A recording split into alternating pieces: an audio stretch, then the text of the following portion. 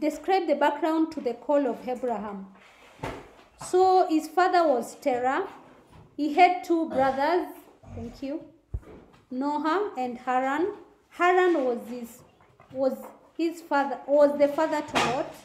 Haran died in Ur, and kept his son Lot. Initially, they lived in Ur, the land of Chaldeans, but later migrated to Haran. They worshipped many gods, but the main one was the moon god. They used to offer sacrifices, including human sacrifices. His name was initially Abram. He married Sarai in Ur.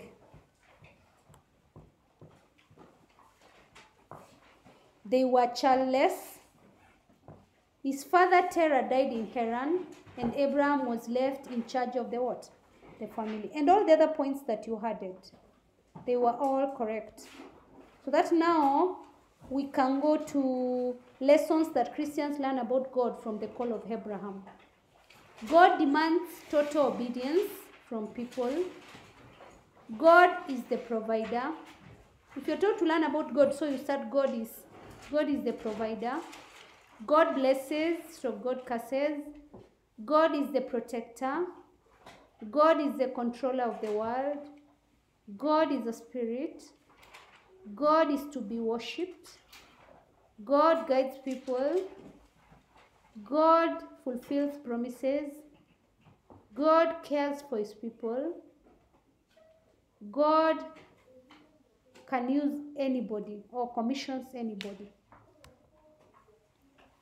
Question 3a. Outline the role of judges in Israel.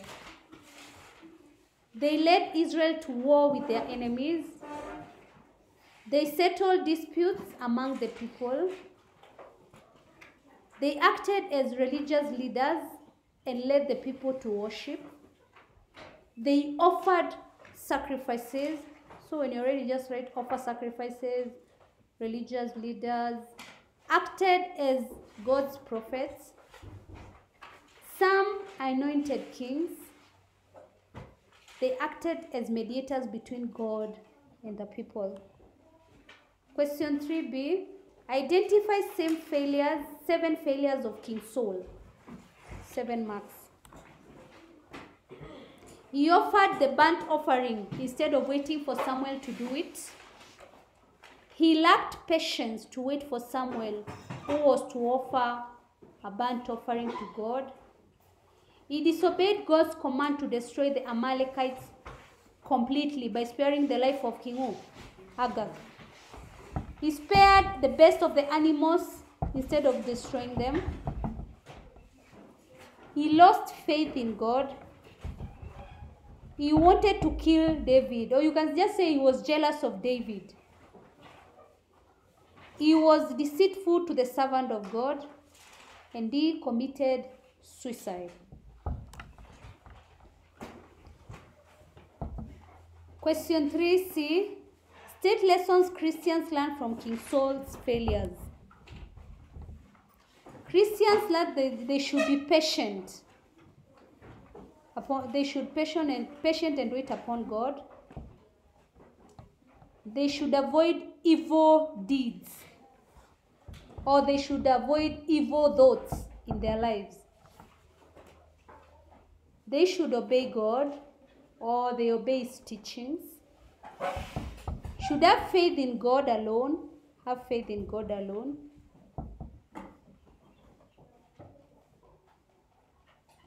Respect people anointed to do the will of God.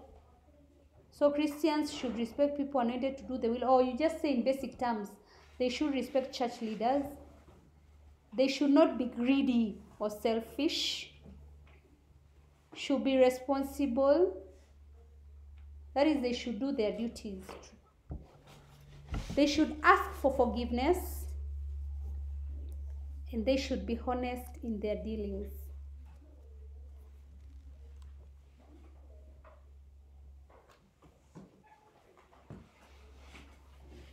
Question 4a. Outline the ways used in writing of the prophetic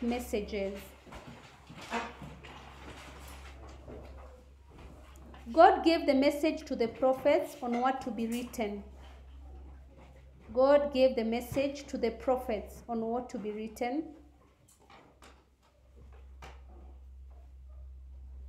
Some prophets may have written their message. Some prophets may have written their message.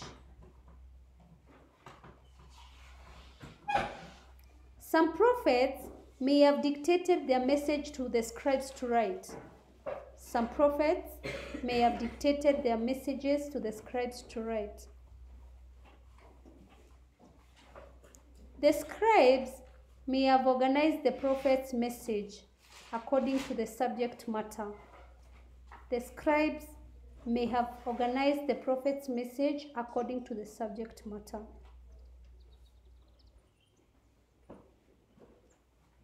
The disciples of the prophets may have preserved their master's teachings orally and passed them to other subsequent generations. So the disciples of the prophets preserved their master's teachings and passed them to the generations.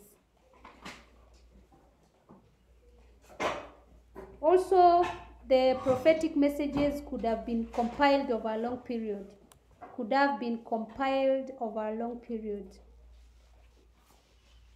Question 4b, give 7 ways in which the rich oppressed the poor in Israel during the time of Prophet Amos. Here it looks so familiar, like we did it before. Yes? So ways in which the rich oppressed the poor in Israel during the time of Prophet Amos is that the rich took people's garments in pledge. The poor robbed food. So that means the poor were robbed of their food. The poor were robbed of their food. The merchants overcharged the poor. The poor were sold for a piece of silver or for a pair of shoes. Goods sold to the poor were unfit for human consumption, or they were unfit for human use. The poor were cheated in business dealings. That is, the rich did what? Used faulty scales. They were also sold. The poor were sold into slavery when they were unable to pay their debts to the rich. And then they were denied justice in the law courts. Or you can say the judges just they could not bribe the judges. The poor could not bribe the justice. That's why they were denied justice in the law courts.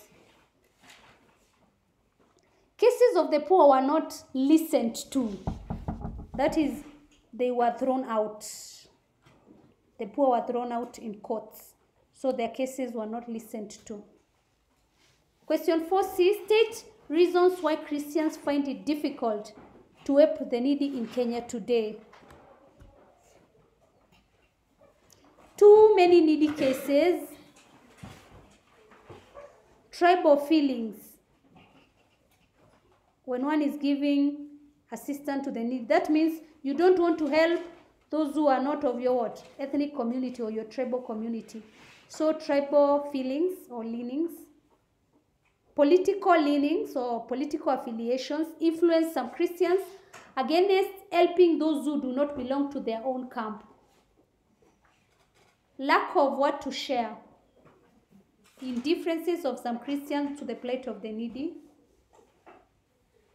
There is also denominational differences where some Christians are not ready to share with those who do not belong to their group or those who do not belong to their denomination. There is also poor infrastructure. That is, it is inaccessible in some parts of the country. So you can't reach the needy in those areas.